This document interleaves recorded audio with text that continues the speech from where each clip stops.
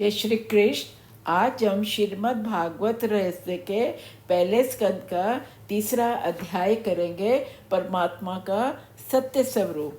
हमने अध्याय 2 में पढ़ा कि भगवान चिंतन और ध्यान का क्या महत्व है। भगवान के ध्यान में तन्मयता नहीं होगी तो संसार का ध्यान होता रहेगा। उसे छोड़ने का प्रयत्न करो तो शांति अवश्य मिलेगी और प्रभु भी मिलेंगे। प्रभु से ले लगाए रखो क्योंकि हम प्रभु के ही अंश हैं। दूसरा उन्होंने बताया मनुष्य जो करता है वो क्रिया होता है और जो भगवान जो करते हैं वो लीला करते हैं। कृष्ण की सारे कामों को व्यास जी ने लीला बताया क्योंकि उनमें उन्होंने अपने मित्रों और जन कल्याण के लिए वो लीलाएं करी। लेकिन मनुष्य जो है उनमें मैं अभिमान होता है, कर्तापन होता है। वो अभिमान हमको नहीं करना चाहिए और हमको अच्छा मिले बुरा मिले आनंदित रहना चाहिए, जैसे कृष्ण आनंदित रहते थे। अब कृष्ण जब गंधारी को मिलने गए तो गंधारी ने उन्हें श्राप दिया कि तुम्हारे वंश में कोई नहीं रहेगा क्योंकि तुमने मेरे वंश में किसी को नहीं रहने दिया। परंतु कृष्ण इसमें भी आनंदित होते हैं और कहते हैं माता कि मैं यही सोचता था कि मैं अपने वंश का विनाश कैसे करूं, ठीक हुआ तुमने शाप दे दिया। शांताकारम भुजंग शयनम, यदि सर्प पर शयन करना पड़े तो भी परमात्मा को शांति मिलती है।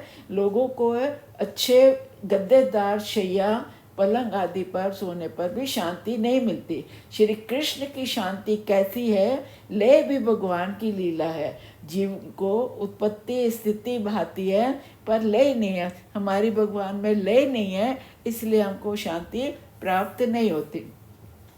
सत्कर्म करने में अनेक विघ्न उत्पन्न होते हैं जिनका विनाश करने के लिए परमात्मा का ध्यान से होता है।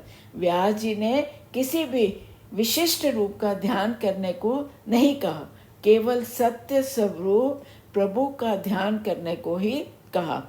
अब हम जो इस अध्याय में पढ़ रहे हैं वो परमात्मा का सत्य स्वरूप उसका है। किसी भी रूप जिसमें तुम्हारी आस्था है उसी का ध्यान करो।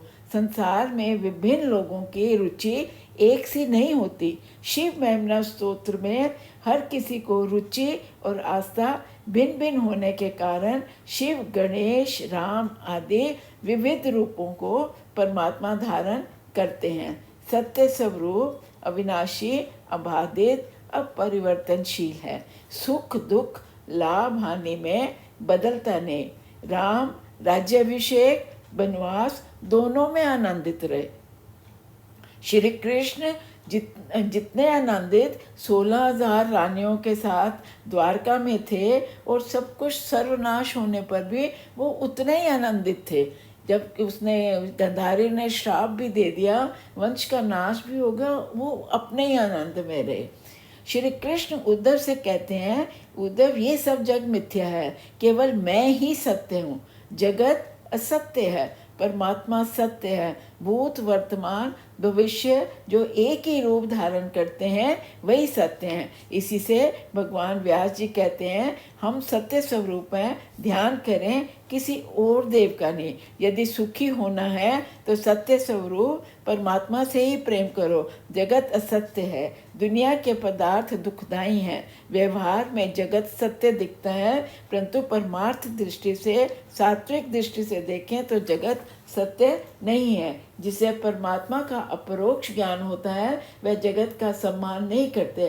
स्वप्न में टूट जाने पर जैसे स्वप्न मिथ्या लगता है, वैसे ही भगवान के साक्षात के बाद जगत मिथ्या लगता है। मनुष्य सदा एक स्वरूप नहीं रहता, ईश्वर एक ही स्वरूप रहता है। उस पर काम क्रोध लोभ आदि असर नहीं डाल सकते।